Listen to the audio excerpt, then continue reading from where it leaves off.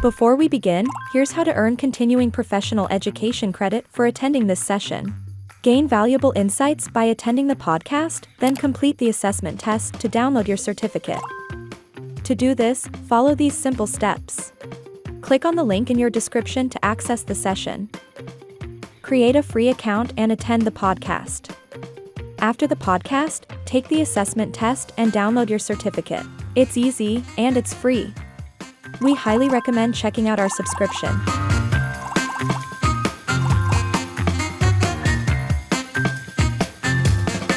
Let's get started. But when we talk about sales and business development, like everybody, when the word sales come to mind, majority of people say that, okay, it's pushy. That's for sure. That continues to remain. I don't know when that's gonna change. But then, as a person who is thinking about getting into this role, into sales, everybody knows that sales has got quotas, targets, because what's a sales role which does not have a target, right? And the problem is, I'm not quite sure how those targets are set in an accounting firm. I've been really curious. And also for the fact that, if you're in a sales role, there's always this thing that, okay, how much quota have you met and where are you at it? There is this balance that need to be kept between this encouraging and pressuring to maintain that quota. So how do you keep that accountability without making it feel like it's a quota? Yeah, I think that's a great question because a lot of people are afraid to step in because, they are going to be given a quota. I will say that this is an evolution in firms.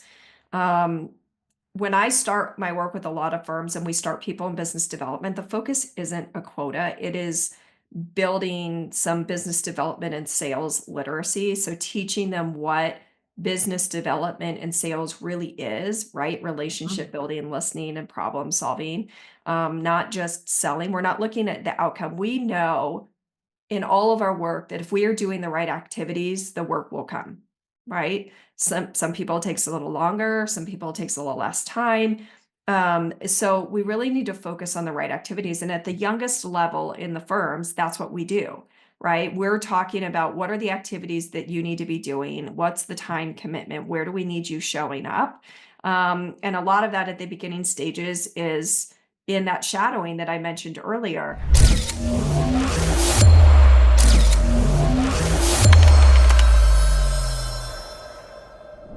Welcome, everyone, to another episode of your favorite podcast we're trying to figure out. I'm your host, Saul. Today's episode is all about rainmaking. No, not the literal kind of rainmaking. We're talking about business development, growth, and sales in accounting firms. And joining us is the perfect guide, Sarah Dobek. She's a growth strategist and the founder of Innovators Consulting. She works with accounting firms across the country to build modern, scalable business development strategies that don't make CPAs want to run and hide. Sarah, welcome to the show. Oh, thanks, Saul, for having me. I'm happy to be here. Absolutely. Now let's start from the top.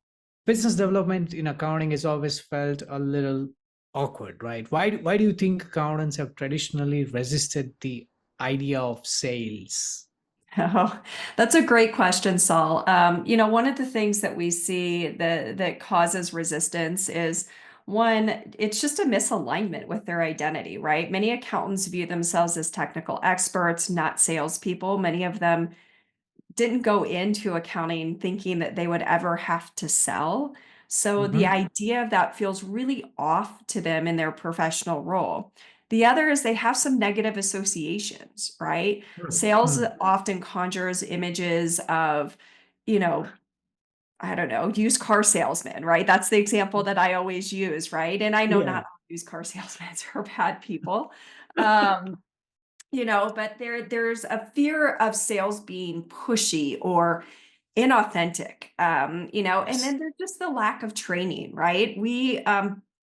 As long as this has been around and as much as we talk about this, there's still a lot of firms that have not been in a position to enable sales training, client service training, the skill sets that are required for sales to be part of an active job description. And I say active, meaning sometimes we bump a line item or two into the job description and we say, and we give lip service to the fact that it needs to be there, but we're not putting tools and resources. We're not putting expectations when people come in. It's not always a part of their career path. And some of that is changing in accounting firms today, but it's just not something that's been focused on. Billable hours, the technical work has always been the focus. And so, we resist it because we don't know it. It's not expected of us. And it's just not something that's thought about until we get much further along in our career. Very, very interesting. And you've been in this role for a long time. You've been working with so many firms. How have you seen this role of business development change over the last 10 years? Oh gosh. One of the biggest changes I think that we've seen and that the profession is facing right now is really the shift from transactional to relation-based relationship. Hmm. Yeah, Firms are moving from, just selling a compliance service to really selling advisory and consulting services. And yeah, that is a requirement of relationship. And you could talk to you could go to any firm in the US or probably in the world, I would venture to say, take off their logo, and every single one of them talks about this idea of service. But when you get into it, many firms are still very much transactional, and the professionals serving those clients, many of your listeners today, are very transactional, right? And I know this because when we get in and we do coaching with them or we do training with them, we talk a lot about, how do you build relationship? And examples that we're given in a lot of cases are transactional in nature, meaning, mhm, well, I just talked to my client about their tax return. We're right in the middle of this season as we're recording this here in the United States, right? And so that's yeah, not a bad thing, right? We need to do those things. That's not a negative outlook, but it doesn't equal relationship development. I think the other yeah, change that we've seen is that there are more people involved in business development, right? As firms go to market and are doing different things, they're not operating as silos, right? And many right, accounting firms very much had a practitioner mindset. This is my client. They had a partner that was going out and doing that, and everybody else was sort of behind the scenes. And today, that's just not the case. In many right. accounting firms, the evolution of the model of accounting firms has changed. I actually just got off a series of podcasts that I was recording for the AICPA on this and the transformation of that model. And so what that means is that we're all contributing to growth, right? Uh-huh. Um, the other is just, the visibility of the content out there and people out there. And we are expecting them to be a little bit more external facing than we've ever had. They're not hiding behind a proverbial desk, so to speak, or computer anymore. Yeah, absolutely. And rainmaking is the term, that is what we talked about, when we thought about this broadcast. And you have worked with a lot of successful rainmakers. So and a lot of people may probably not still have a fair idea about it. So if I were to ask you that, how would you describe the qualities of a modern rainmaker versus the old school model? What would that be? Yeah, absolutely. I think there's a couple things that come to mind when we're thinking about what a modern rainmaker looks like today, right? One is rainmakers need to be able to tell a story, right? When Uh-huh. we're not selling just compliance services that are needed and that some governing body is telling us we have to have, aka tax and our assurance services, right? Yes. We have to be able to talk about how this is going to solve a pain point for a client. What is this going to do for them? I've been in marketing for years, and we always use the phrase "whiff and what's in it for me," right? And Yes. so our modern rainmakers have to be able to articulate a compelling story, right? In a very relatable way, not just facts and figures, but why does this matter and how can we relate to that? The other is that our rainmakers today need to be proactive in what they're doing. And they don't wait for opportunities to come to them. They have to seek them out. We have to nurture leads. It is much more competitive. The shift that we're seeing in this profession right now with PE investments, the number of M&A transactions, the scale and scope of the size of firms is making it more competitive. And Right. so we have to be more proactive. We cannot just rely on referrals alone. I think referrals in general, in my mind, we're seeing that percentage go down Uh-huh. over time for a lot of our clients. And it's not going away, but it just looks a lot differently. And the ability to nurture relationships to move them along that really relies on the firm, and it's a sales strategy. And in the past, we could just kind of sit back. We created those relationships and we waited on those to come in, but it's not a reliable source of data. The other is we have to be much more collaborative. Rainmakers today in firms, again, we're not just selling the work that we do as a practitioner that we might be really good at. We are selling our firm, we're selling the rest of the people in the firm, especially if we talk about we're not the ones always serving that client. And so we have to be much more collaborative.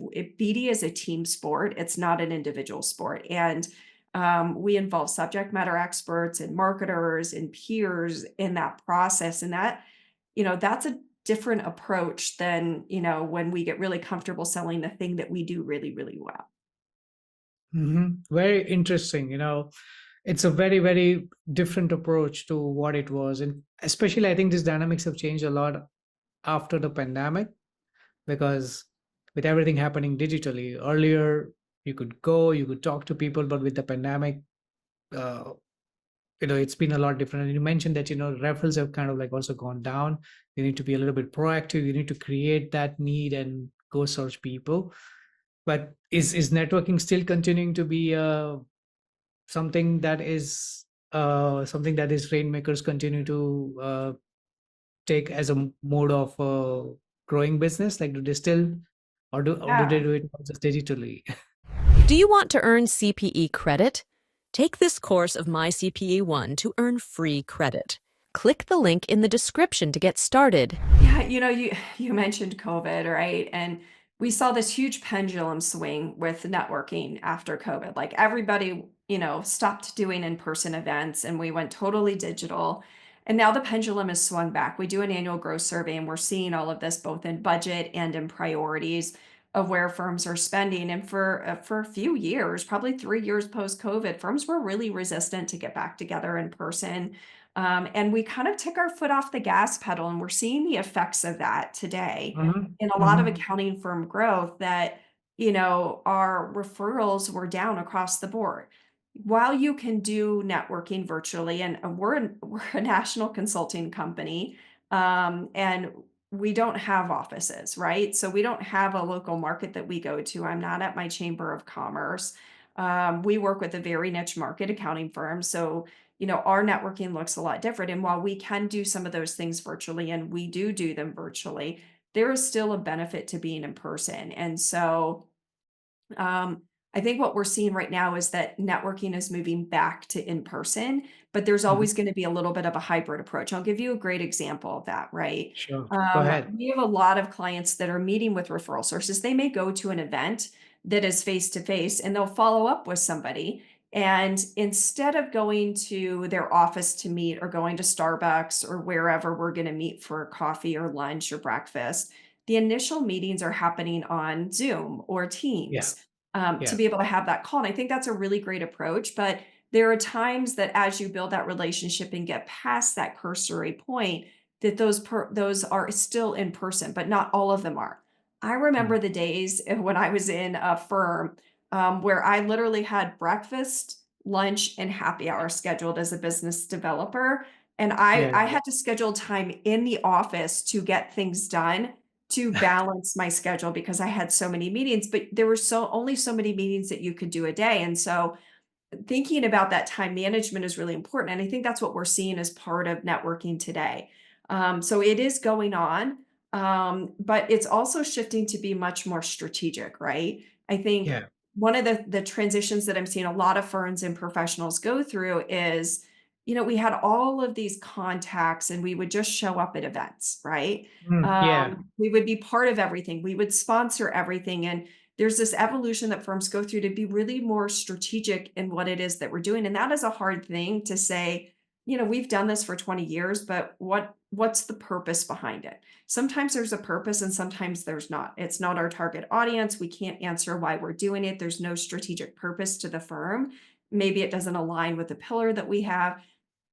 And so we start saying no to those things. And we're afraid when we get into those that we're going to lose something, right? Out of that. Like, well, what if we don't get that random referral that we got, like 5 years ago from this person that I'm not sure where we actually met them?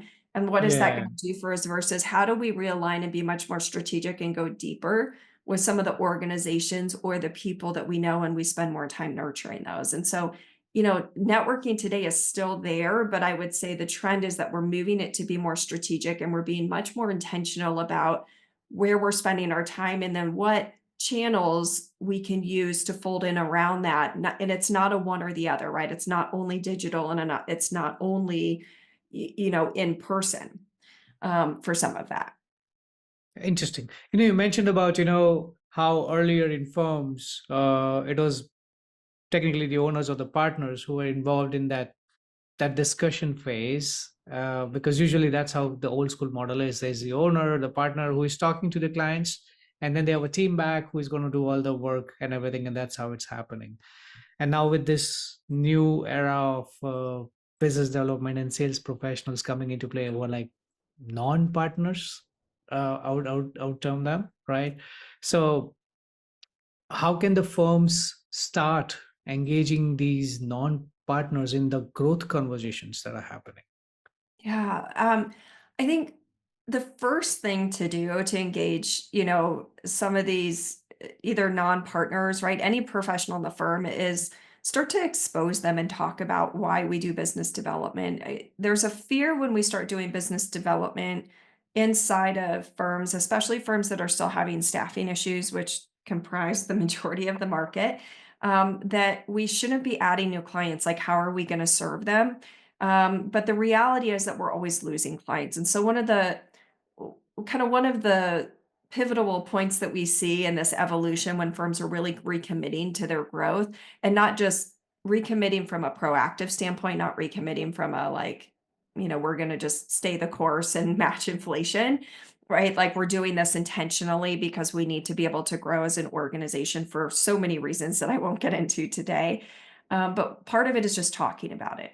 So sharing with the firm why we're doing this, but bringing in those expectations and talking about how they contribute to growth, because I think most people don't realize the impact that they can have. And it can be something as small as how you serve our clients, what you hear, what you translate, how you collaborate inside of a team that is serving a client is contributing to growth, right? It's not this definition of everybody has a bill in their organization, the top rainmaker, and everybody's like, I'm not going to be a Bill, or I'm not going to be, a Sarah in their Yeah. organization as it relates to business development. I'm not the same person. And we don't need everybody to be the epitome of like the person that's been doing it forever that seems to just magically bring in business. There's so many other ways to contribute. And so being able to talk about that, I think, is really important. The other Yeah. is just give them experience, right? As adults, we tend to learn by shadowing. And so Yes. one of the most powerful things that helped me, and I was a marketing role, but I'll be honest with this audience and say that I never saw myself as a business developer. In fact, I took a job with an accounting firm to go into marketing because I did not want to do sales. I had the same definition of sales that I described earlier. I thought it was pushy. I remember in college being recruited by companies to be an account manager. I'm using some air quotes here for our audience. And Yeah. they were like, you could make 200 calls a day, cold calls. And I'm like, oh my gosh, that sounds terrible. I wanted to go as far away as possible from the idea of sales. So I took a job in an accounting firm doing marketing, where I could do Uh-huh. marketing strategy and marketing communications. And it was my first boss, first managing partner. It really redefined this for me. And he did Mm-hmm. it by having me shadow, right? I was curious and I thought, how can I help? How can I learn more about our clients? And so I just sat and I started to listen and I watched him. And what he taught me about that and what sticks with me today, that is the foundation of how we teach business development, is that it's about helping people. It's about solving problems. I was really good at solving problems. I love to solve problems. I love to put the puzzle pieces together. I love to figure out, Yeah. a way around something. And so for me, once I made that connection, I realized that sales was not scary, that it was really just about getting to know people. It's about being curious, which I was also naturally really good at doing. And it really reframed it for me and changed the whole perspective of my career. It's part of why we sit here as a business today, to be able to do those things. And so I think, when we talk about involving others, that shadowing component is so important because it's going to help you reframe and make it a lot less scary. You mentioned about, your history and how you got started and how you got blended into sales. And now you're talking to people. Now you're telling people about how it's beneficial in your coaching the firms, you're creating that culture and everything. And I'm pretty certain there must have been a time where you must have come across what we call an introvert accountant. Like they listen to it, they're like, okay, all this is good, but it's not for me, right? So, like I mean, like if there was somebody who's, I mean, from all the audiences that are listening, there's a high probability that could be somebody like that. If there's somebody like that, what would you say to an introvert accountant who says, that's not me? Oh my gosh, I love introverts as Uh-huh. salespeople. I think they are actually Access latest and trending CPE courses with my CPE One Unlimited Access subscription. Subscribe now. some of the best salespeople. They're better than the extroverts for a couple of Really? reasons. One, our introverts listen really well. They are Uh-huh. fantastic listeners. They sit back, they process information. It's really the key to understanding client needs and building trust. Our extroverts tend to not do that as well, in some of that. The other thing that they do really well that helps them in sales is they prepare ahead. They structure their BD conversations. They feel more predictable and less sort of off the cuff versus our extroverts. We can just get up there and talk. And I sit the line. You might think I'm an extrovert because I've learned how to be outward facing, but I actually sit the line in all of the personality tests and behavioral tests between an extrovert and an introvert. And so I can sit both sides of the aisle. And my closest people Nice. will tell you, like, I get to a point where I have to go and like refuel myself. But I love it because I've seen those people really, really take off in their work. Uh-huh. And I think when you can learn how to play to your strengths as a business developer, whether you are an introvert or you are an extrovert, you can thrive in those one on one conversations really, really well. And you don't have to be this outgoing, gregarious person. You need to bring some energy to conversation and you need to have some confidence, but you don't have to be that big, bold person to be successful in business development and sales. Wow. Wow, that's a brilliant perspective. I hadn't thought of it that way myself. That thing about, especially I didn't know. I mean, I thought you must be an extrovert because you mean that's exactly the thing that when somebody's in sales and business, it's understood that okay, this guy is an extrovert personality because they can just keep on talking and selling and all that.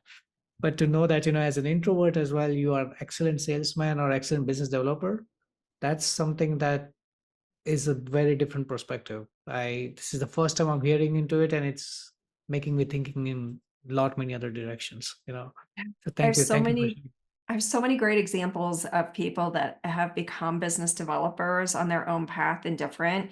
I Uh-huh. have one woman in mind that I've been coaching for about 4 years now. And when we started, part of her definition, was she's a partner and she was really worried because she felt like she needed to be the same as her male colleagues, and she is part of a partner group that has grown a lot, has more women now, but at the beginning stages of that work together, um, she really wanted to be out and pounding the pavement and networking and doing all the things that they were doing, but it wasn't producing results for her.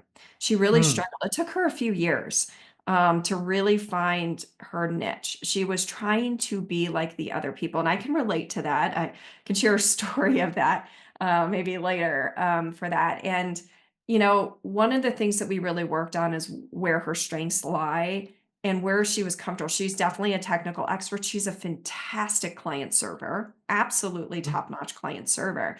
And so we really, really leaned into that. And her client base was made up of two different niches. And she was leaning towards one because she thought that's where she needed to be and that was the largest area for the firm. But where she's found just her success has taken off this year is in the smaller portion of her client base where her approach to client service is an asset in that market, right? Oh. And so what's happened is she's been able to expand relationships exponentially when we got her to lean into that. She's really done a fantastic job of expanding those relationships, which is an element of business development and sales, a really important one, But the other place that we're having her play right now, where she's really shining, is in launching sort of a new practice area for the firm. And she's Wow. going to be a key player in that area. And so she is not an extrovert, outgoing, gregarious person. She's articulate. She is a really good client server, and she's thoughtful in what she does. And so being able to align her with the right area has allowed her to take off. There's another example, right, where we helped a mid-level manager. Uh, or not a mid-level manager, but we helped a partner who, again, had been in his role for a while, had seen some success, but had a really big six-figure opportunity come across his place. And this was really the first for the firm at this level, like not just over six figures, like well into six figures. Wow. And they were closing a deal in a service that they were less well known for. They were going up against some really major competitors. And this was a long, complex deal that we did, and we really helped him win. And that was, again, a very pivotal point where it really changed the trajectory for that individual. Prior to that, they'd closed some of the traditional stuff, and again, would not have defined himself as a rainmaker at the time, but has since become a very strong rainmaker for the firm. And so, we've also seen all of that progress, right, with new rainmakers in the firm, like closing their first deals and gaining traction and building confidence. And I would venture to say that most of these people, the majority of these people, were not the traditional definition of a rainmaker that was an extrovert. All of these are internal thinkers. That is their gift and their strength. Some of them have learned, like me, to be extroverted and have learned, the balance and flow with what they do in their style, but each one of them does it very differently. Wow. Very, very interesting. Yeah. You know, I mean, like, I don't want to talk more on this because, that's a very beautiful conversation and I want to keep to the topic. But, when we talk about sales and business development, like everybody, when the word sales come to mind, majority of people say that, okay, it's pushy. That's for sure. That continues to remain. I don't know when that's going to change. But then as a person who is thinking about getting into this role, into sales, everybody knows that sales has got quotas, targets, because what's a sales role which does not have a target, right? And the problem is, I'm not quite sure how those targets are set in an accounting firm. I mean, really curious. And also for the fact that, if you're in a sales role, there's always this thing that, okay, how much quota have you met and where are you at it? There is this balance that need to be kept between this encouraging and pressuring to maintain that quota. So how do you keep that accountability without making it feel like it's a quota? Yeah. I think that's a great question because a lot of people are afraid to step in because, they are going to be given a quota. I will say that this is an evolution in firms. Um, when I start my work with a lot of firms and we start people in business development, the focus isn't a quota. It is building some business development and sales literacy. So teaching them what business development and sales really is, right? Mhm. Relationship building, listening, and problem solving, not just selling. We're not looking at the outcome. We know in all of our work that if we are doing the right activities, the work will come, right? Some people it takes a little longer, some people it takes a little less time. So we really need to focus on the right activities. And at the youngest level in the firms, that's what we do, right? We're talking about what are the activities that you need to be doing? What's the time commitment? Where do we need you showing up?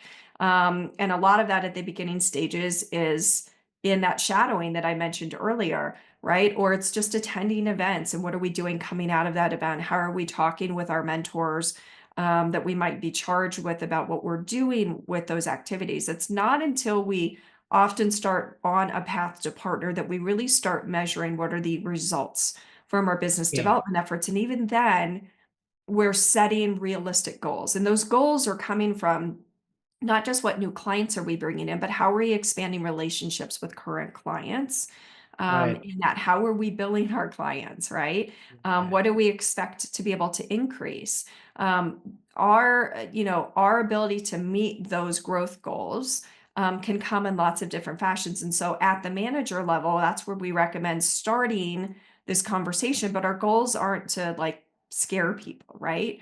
Yeah. We might start with, how are we expanding our client base this year? Can we go identify, X amount of dollars, and how are we doing that? So I think really looking at what that looks like, and setting some realistic expectations, because then by the time they become partner, being able to set goals and knowing what they're tied to then starts to make a lot more sense, and it's a little less scary. But they shouldn't be arbitrary. Sometimes the first year we set them, if we don't have any data on what somebody has closed or what our traditional win rates are, it can be a little bit more arbitrary. But as we move forward in that, as long as we have that data, we can really start to hone in on what would be a realistic goal, for some of those people. Absolutely. And I mean, like, my story has been something, I mean, I wouldn't say it's exactly like yours, Mhm. but I also did not like sales. In fact, my very first job in a company that I had been into, they offered me a sales role, account manager role to be specific. They offered me a account manager role, and I didn't know what's an account manager because I have a background in chartered accountancy, so I thought it's something to do with accounting. But then when they made it clear that, oh, you know, it's account management, it's like you're managing that client account and all that, and you're going to be looking towards also finding new clients and all that. I'm like, no, man, that's not my cup of tea. I don't want to do that. So I took up another role. I took up a role in audit. Later on, I regretted. The reason why I regretted that decision, because I was like, because when I was in that role, I was not able to see how the business is growing and what's really happening. How is the business going in this direction? How are they able to generate revenue and make these things continue to happen? And that curiosity led me to know more about it. That, okay, I need to know. And that's when I realized my perspective towards sales and business development changed, because I realized that this role is actually a solution. I mean, they are solution makers. These roles are solution makers because businesses want to grow, and they're like, okay, we want to get here, and sales and business development make it happen. Yeah. They are I the love solution. that term, solution makers. Yeah. Such a great little headline for what's their purpose, right? What is their ultimate role? And we don't talk about that enough. I'm not sure many people would describe themselves as solution makers, but Yeah. it's a great way to reframe what their, what their purpose is. Yeah, absolutely. I mean, look, you can have, you can probably, like, run your business on your own, and you've probably been doing it. Maybe you have inherited a firm, you learned under somebody, and that's your mentor taught you to do it that way, and you're doing it that way. But it is only when you're able to see that value proposition that business development and sales brings into your business, are you able to create that shift into things. And there are some good ways in which, when you're shadowing people, there is also the thing that you got to also be ready to coach these people in the right direction, right? So, and I think, I learned it the hard way. I mean, I had a good mentor, but after a while, when I changed companies, while I was just getting the hang of relationship building, which is very important in this role, I my first mentor was not really great. So, and then, it was only when I changed companies and I got into another role that I had a good mentor, and he taught me everything, taught me the basics of relationship building, how to treat, how to manage, and everything. But I would like to have your experience on this. What are some good ways to coach people on relationship building, especially if it's something that they've never done it before? Yeah, I think, part of it is spending the time, you know, preparing them on the front end, Hmm. and then talking on the back end, right? We just sort of roll into meetings, right? And we just bring somebody along, and while shadowing is important, and we hope they pick it up via osmosis, I think we have to give some context before those meetings and say, here's what your role is. Here's what I'm expecting of you. Here's what I want you to be able to walk out of this meeting. And when we debrief after this meeting, what that can mean. And this doesn't have to take an hour, right? This could be a 15-minute conversation with somebody as they're looking at this and saying, here's what we're looking to accomplish with this client. Here's why it's so important.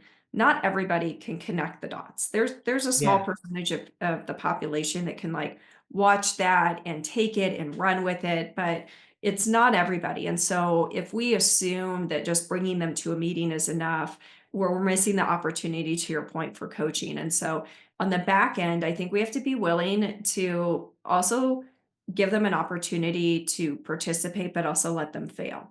Right. Yeah. I was having this conversation with somebody I'm coaching yesterday, and the importance of, an accounting firm, we want everything to be perfect. Like, we have so many layers to check things. And we run into this in our business too. But sometimes somebody needs to make a mistake to know the importance of whatever that is that they're learning. I've made so many mistakes in my career. And trust me when I say that they stick with me, and I am less likely to make them if somebody is correcting my work. And there's a balance there, right? Yeah. Between having like totally wrong information going out and having, a minor mistake, that isn't triple checked by somebody else. And so even in business development, we've got to give them a little leeway to have that path, but we also have to be willing to coach them on the back end and talk about, what they did really well and where they need to improve. And sometimes we're afraid to have difficult conversations. And I see this show up a lot when people are not showing up in the right way, because that's a very hard and personal thing, right? To talk to somebody about, hey, the way that you're presenting yourself is not building trust or confidence with the client. And let's talk about some ways that you can, and some things that we need to shift in how you're showing up. With that's a heavy lift for anybody that's coaching, but the way that I would frame it in our minds is that is our responsibility. If we want to develop business developers, then we have to be willing to give the really tough feedback and give them an opportunity to address it. And if we don't, what we do is we sit in a room and we go like, oh, they're not going to get it. They're not going to be a business developer. And some of them may never get there. Some of them may raise their hand and be like, I really just don't like this. Here's what I'm comfortable doing. And that's Yeah. fine, right?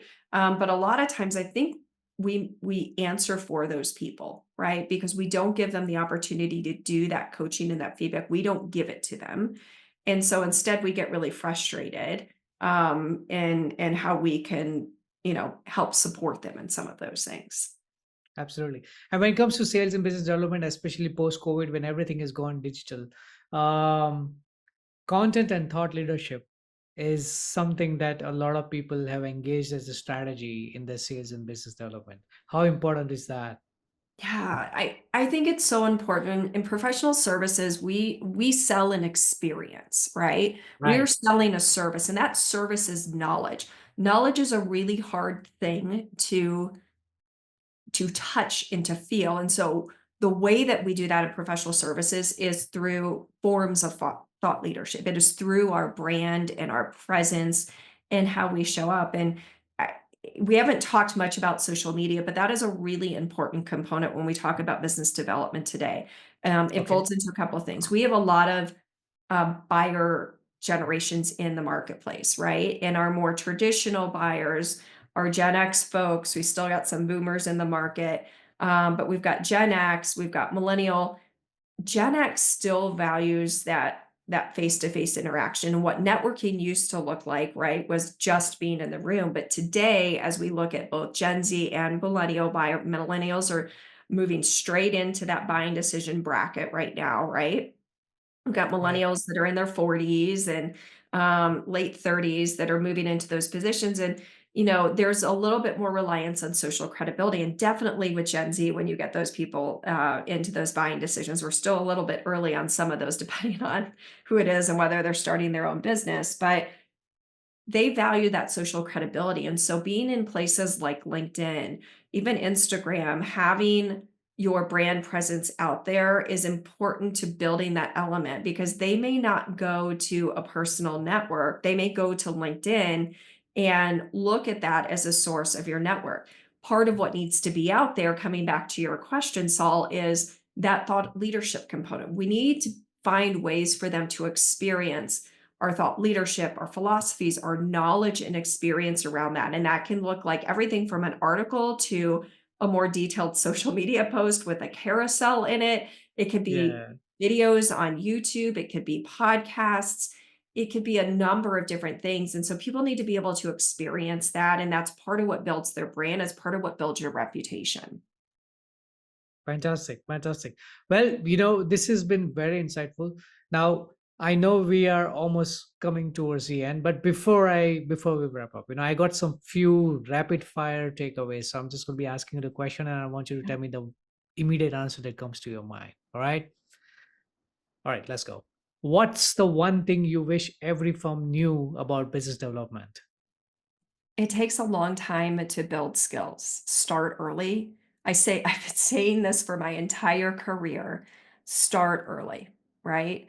Don't assume that people will get there in 2 years. It's not going to happen. It takes time to build that confidence. You can start much earlier, and it will have such an amazing impact on your organization. Great. One more. Biggest misconception about sales in accounting. Right. Biggest misconception is that it's not for everybody, right? And that it's pushy. So really going back to what we talked about early of reframing this as, we're solution makers. I'm going to steal your term. We're solution makers. That's what business development is. Absolutely, absolutely. Now, what's one first step firms can take tomorrow to start shifting their culture towards this Rainmakers? Yeah, I think one is collaboration, right? Start bringing some people along and exposing them and start talking about the need for business development, right? And some of that may need to start at the partner level inside of their organizations to say like, hey, we're committed to this and this isn't just a siloed effort, and why are we growing and why do we need to focus on this? But start the conversation. And if we don't talk about it, it doesn't exist.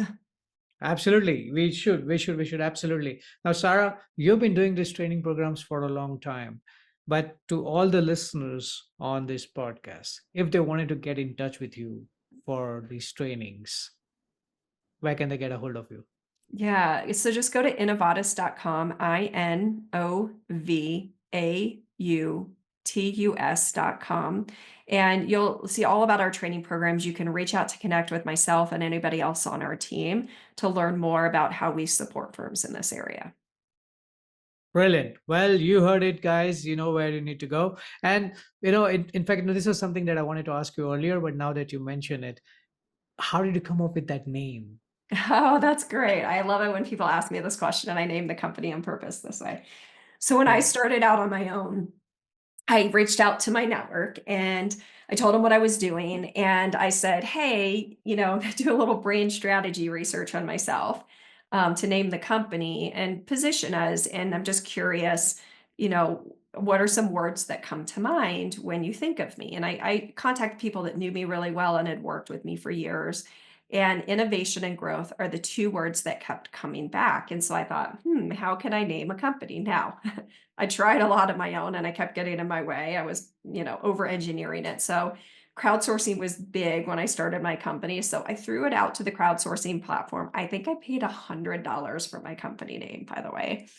And I Whoa. threw out the terminology the research that I got back. I got like 300 submissions of company names. And one of them was a version of Innovatus. It had two N's in the name. And it translates to innovative growth, right? So INOV stands for innovation.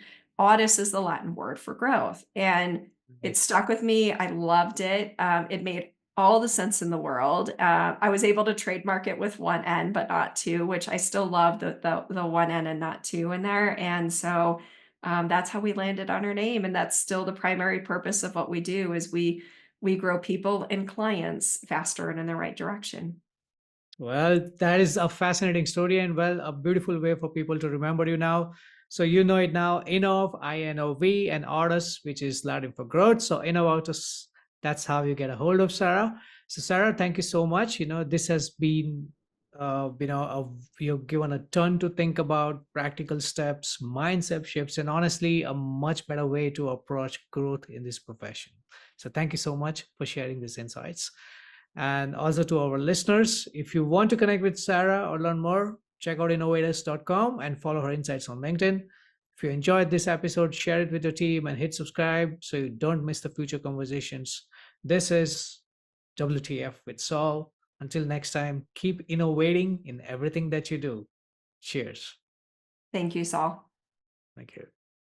Access latest and trending CPE courses with my CPE One Unlimited Access subscription. Subscribe now